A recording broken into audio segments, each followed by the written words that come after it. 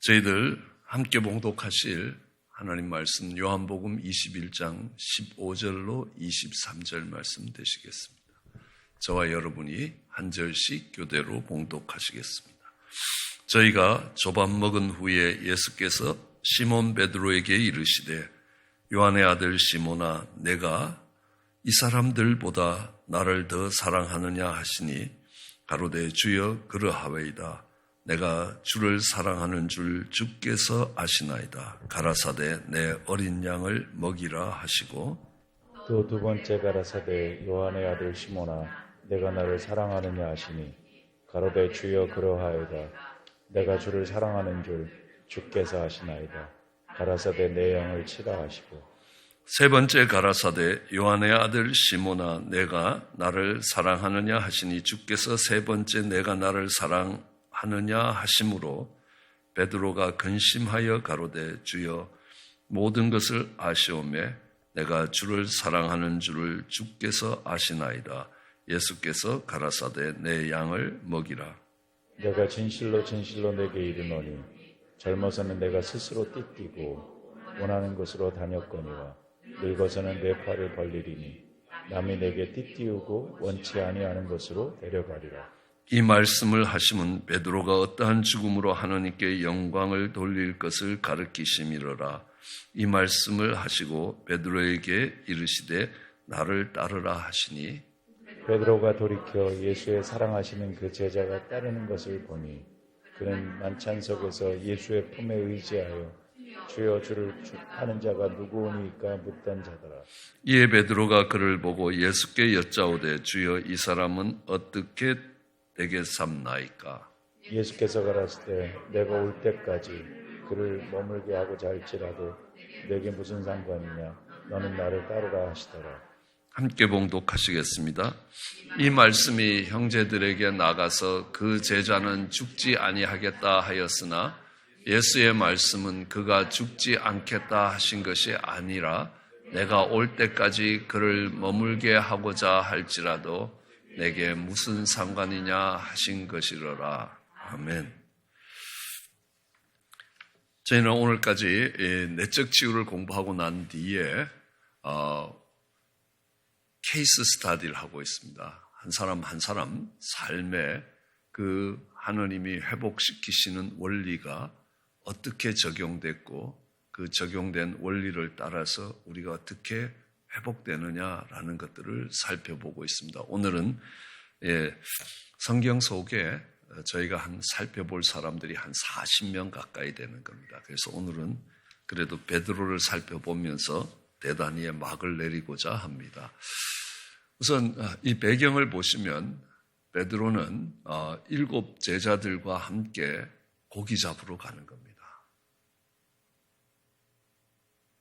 왜 베드로가 고기 잡으러 갔느냐는 겁니다. 실망입니다. 기대가 무너진 겁니다. 저는 베드로가 부활하신 예수님이 베드로에게 나타나시면 인생의 충격을 받고 엄청난 변화가 일어날 거라고 생각했습니다. 분명히 예수님이 십자가에 달려 죽으신 걸 봤는데 부활하셔서 베드로 앞에 나타나시고 여러 번 나타나셨단 말입니다. 이 죽음의 문제를 극복하는 놀라운 주님을 봤으면 인생이 달라질 거 아니냐는 겁니다. 그 주님께 소망을 걸고 갈 수 있을 것 같은데 사실은 그렇지 않았다는 겁니다. 베드로는 굉장히 많이 실망했습니다. 베드로가 갖고 있었던 기대는 이런 겁니다. 예수님이 오시면 로마의 식민지로 살아가는 우리의 삶을 바꿔주시고 정말 다윗 시대에 예수님을 일컬어 다윗의 아들이라 하지 않습니까? 다윗 시대의 그 영광스러운 그 모습으로 다시 회복시켜 줄 것을 기대하고 배도 버리고 그물도 버리고 전심으로 주님을 따랐는데 기대했던 결과가 안 나오는 겁니다. 그러니까 매우 실망스럽습니다. 빌라도 앞에서 정말 로마를 뒤집어 엎고 이스라엘을 회복시킬 때가 이때인가? 예수님이 생각하던 이스라엘과 베드로가 생각하는 이스라엘이 달랐던 겁니다. 그러다가 예수님이 부활하셨습니다. 야, 이건 진짜다라는 생각이 드는 겁니다.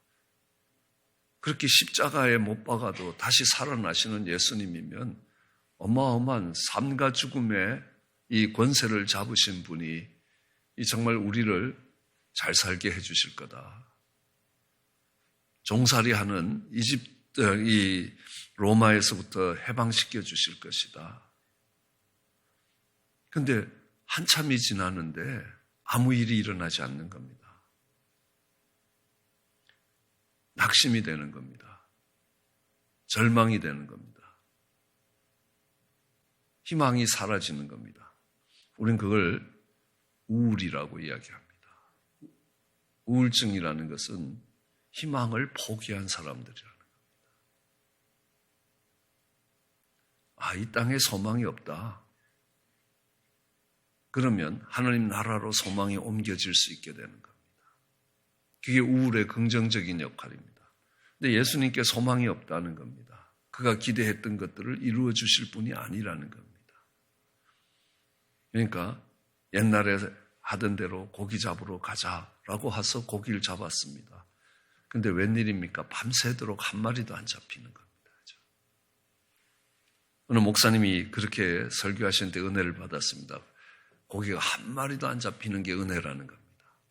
생각해 보십시오.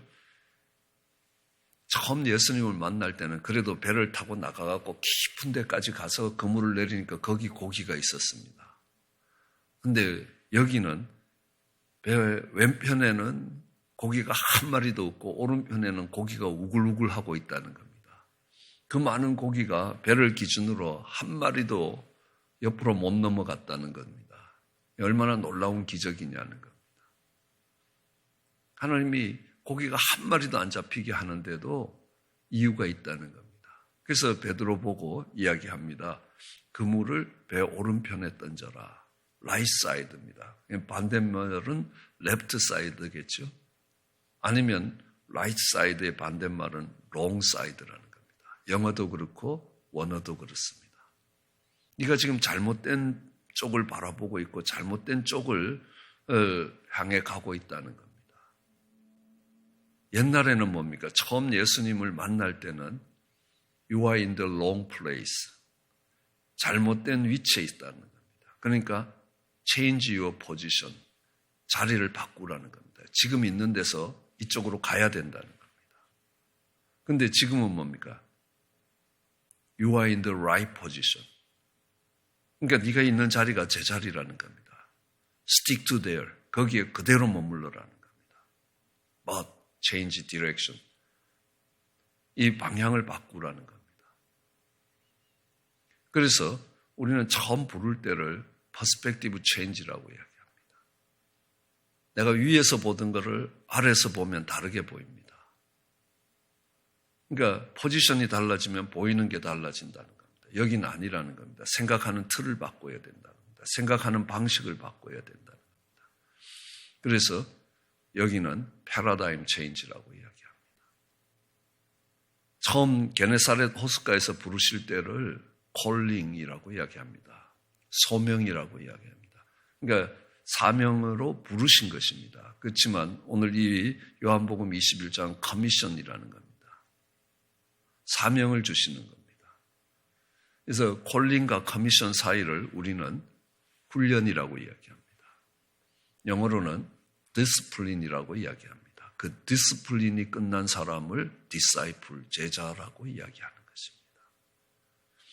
그래서 제자 훈련은 과정을 끝내는 게 제자 훈련의 끝이 아니라 오늘 베드로가 게네사렛 호숫가에서 부름을 받을 때와 지금 오늘 이 디베라 바닷가에서 부름을 받을 때에 그 변화된 변화들이 우리 속에 일어날 때 그때에 이제 사도행전을 향해 나갈 수 있는 준비가 끝났다라고 이야기할 수 있습니다.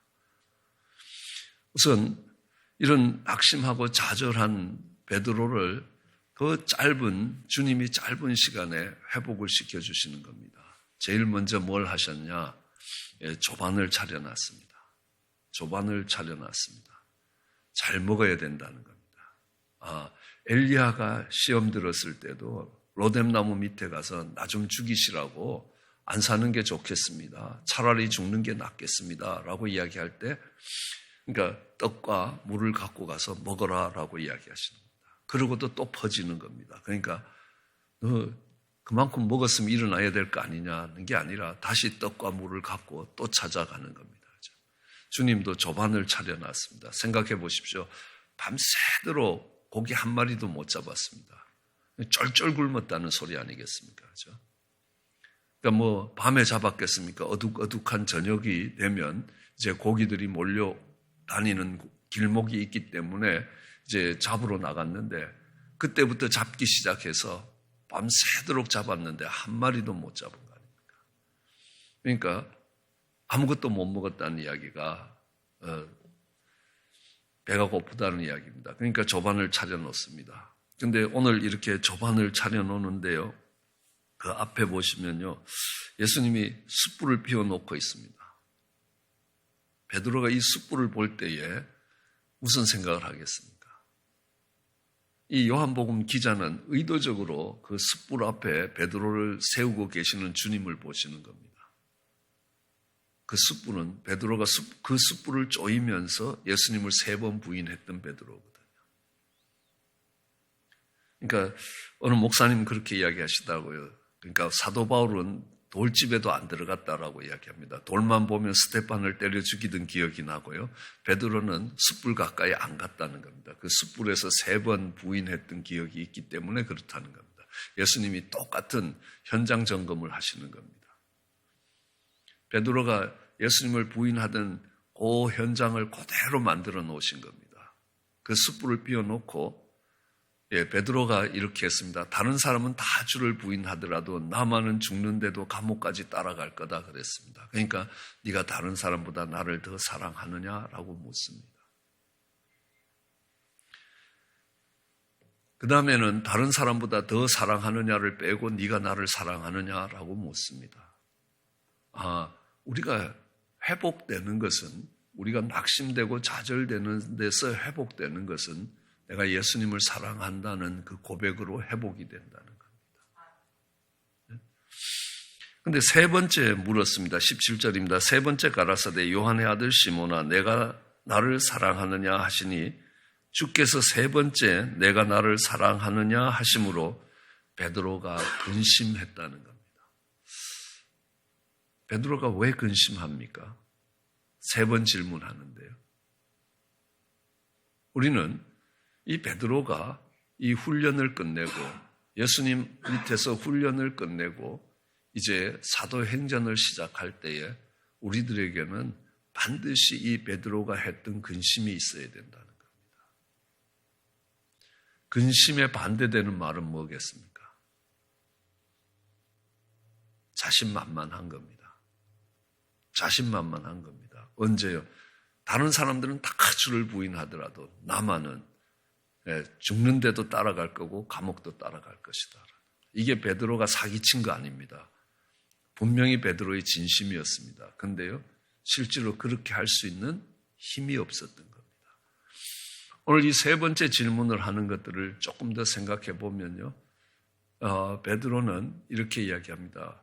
우선 베드로가 달라진 게 네가 나를 사랑하느냐라고 물었을 때 Do you love me? 하고 물었을 때 옛날 같으면 뭐라고 대답했겠습니까? Yes, I love you.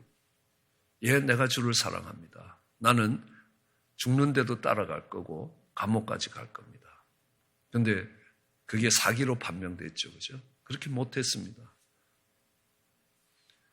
근데 이제는 Do you love me? 그러니까 뭐라고 대답합니까? 내가 주를 사랑하는 줄 주께서 아십니다. Yes. You know that I love you. 내가 당신을 사랑하는 줄 당신이 아십니다. 주어가 달라졌죠. 옛날엔 뭡니까? Yes, I love you. 그런데 이제는 You know that I love you. 주어가 달라졌습니다. 우리는 창세기 4장에 악의 기원이 어떻게 되느냐. 내가 여호와로 말미암아 등남하였다. I got a boy with the help of the Lord. 하나님의 도우심을 받아서 아들을 얻었다. 이게 악의 상징이라는 겁니다. That's a symbol of evil. 그런데 하나님이 내게 아들 주셨다. God gave me a son. 이게 셋이 되는 겁니다.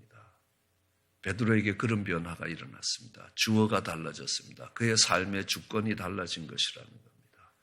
여기서 비로소 주가 그리스도라는 그것이 베드로의 삶에 나타나기 시작하는 겁니다. 왜요?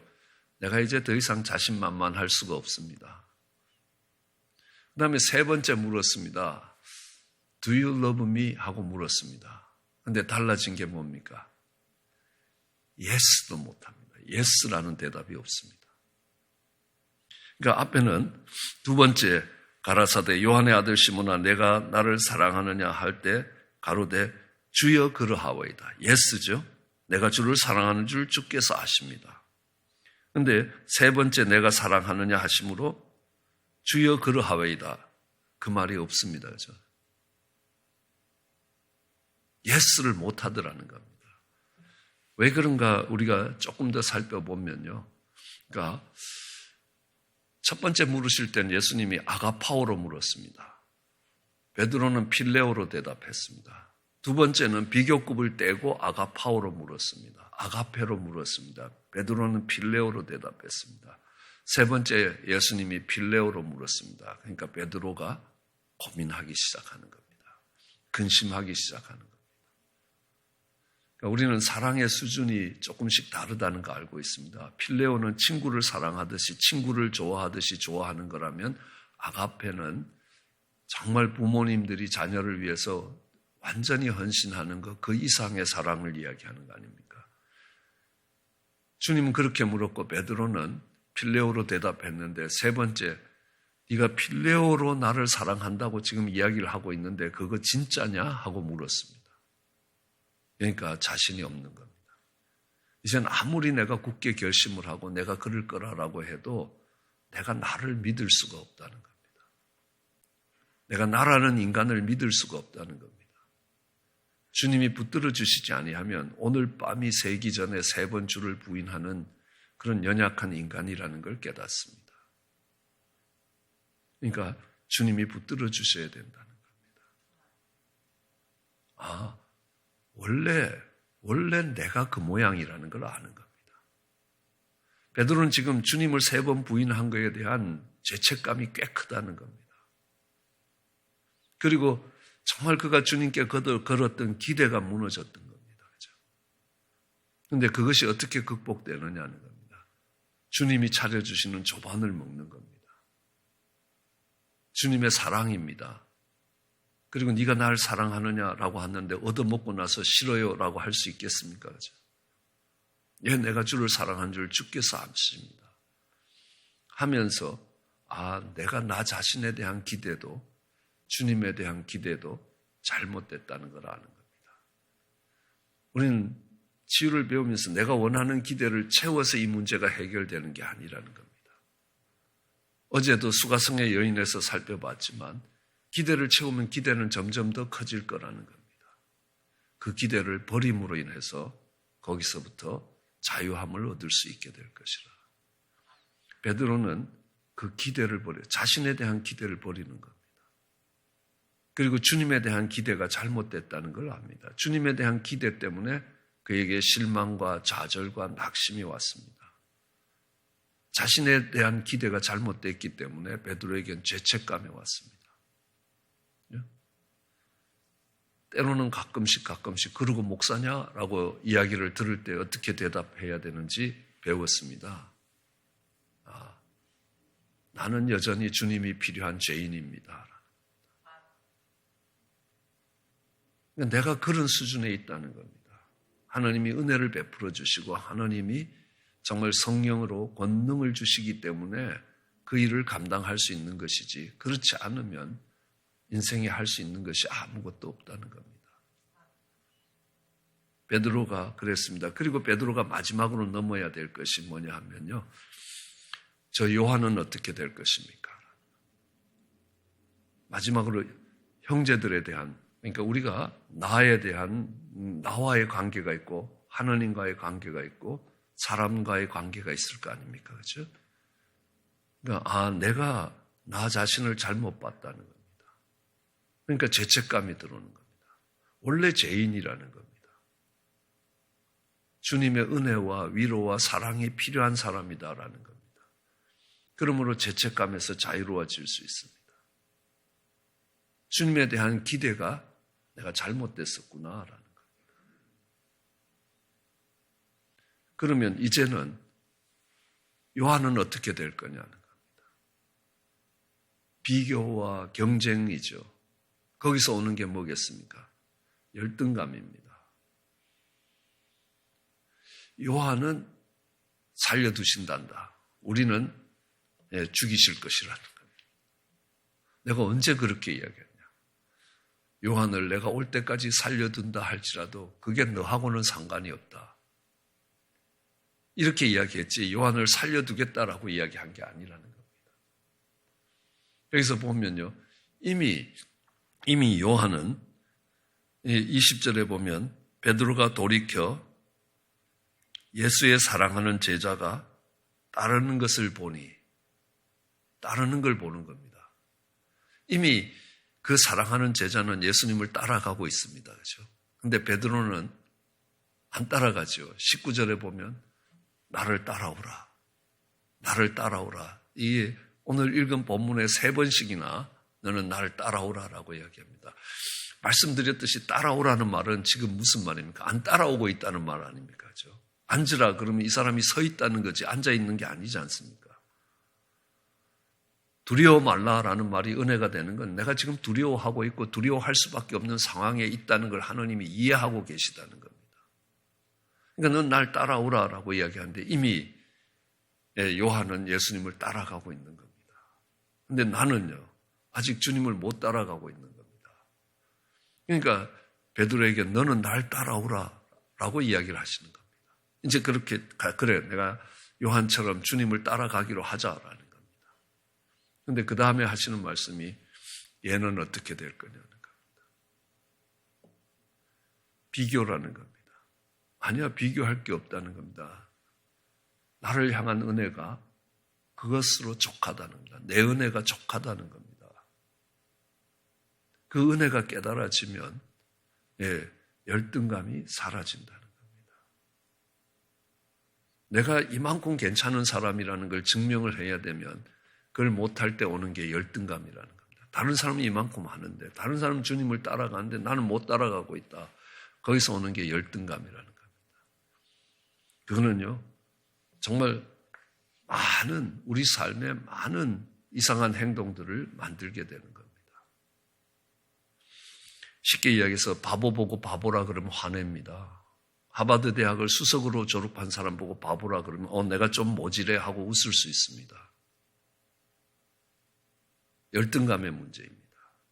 결국 분노도 그 속에서 좌절도 그 속에서 일어나고 있다는 것들을 볼 수 있습니다.